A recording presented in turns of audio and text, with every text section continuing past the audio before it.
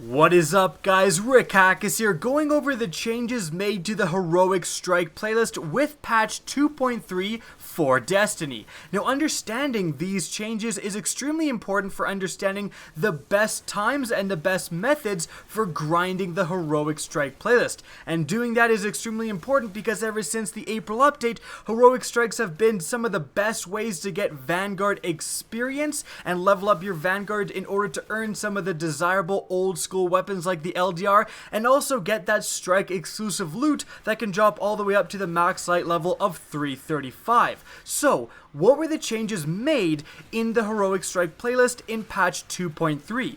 Well, the change that really impacted the Heroic Strike playlist is the addition of modifiers.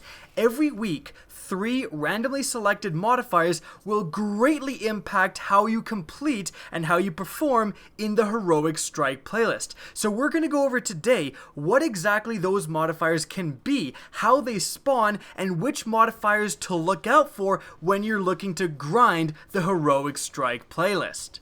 Now again, 3 modifiers are going to be applied randomly each week to the Heroic Strike playlist. So how are these modifiers chosen? Well, each modifier can spawn randomly from a group of certain selected modifiers in its tier. Now that kind of sounds strange, but essentially each modifier is selected from a group of predetermined modifiers. This is important because it means that the modifiers aren't completely random.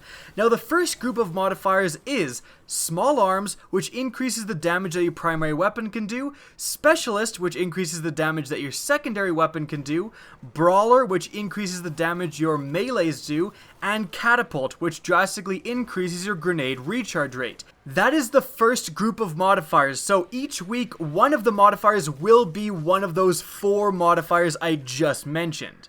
And the same will apply to the other 2 groups that we're going to go over now. Now the second group includes Airborne, which increases your damage as long as you are in the air. After Airborne, we have Solar Burn, Arc Burn, and Void Burn. Each of the burns simply functions in that if you're using a weapon of the chosen burn, so if it's Void Burn and you're using a Void weapon, you're going to do a ton more damage with that weapon, and you're also going to take a lot more damage when enemies shoot you with Void weapons as well. The third and last group of modifiers includes Juggler, which makes it so that no ammo will drop for your equipped weapon. So if you're using your primary non-stop, you're just going to run out of ammo for it because the only ammo dropping will be special and heavy ammo. Next we have Fresh Troops, which makes some of the enemy squads you're going to fight have more enemies in them than they usually do. Moving on, we have Ironclad, making more enemies spawn with shields. We have Exposure, which increases your shield drastically but makes it so that it recharges extremely slowly. We next have Chaff, which disables player radar. And lastly, we have Berserk. Minions of the Darkness do not flinch even after massive damage.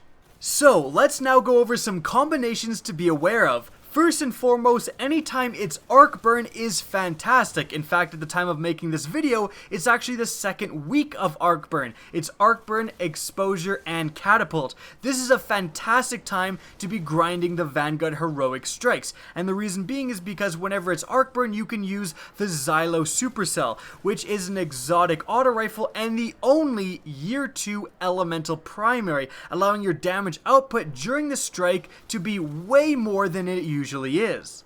In fact, the Wombo combo to keep aware of is that it is possible to spawn with Small Arms, increasing your primary damage output, and Arc Burn, which lets you use the primary weapon as the Xylo.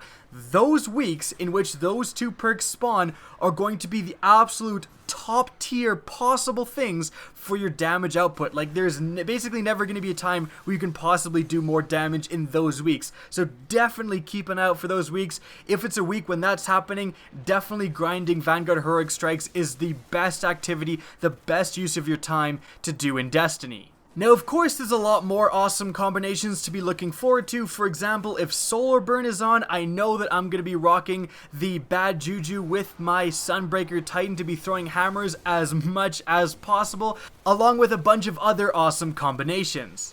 An important thing to know with this list of tiered modifiers is that there is no trickle, thank God, and trickle reduces the cooldown drastically of your abilities, which players just find very unfun to play with. I'm definitely one of them, so it's really awesome that Bungie excluded this from the list of modifiers.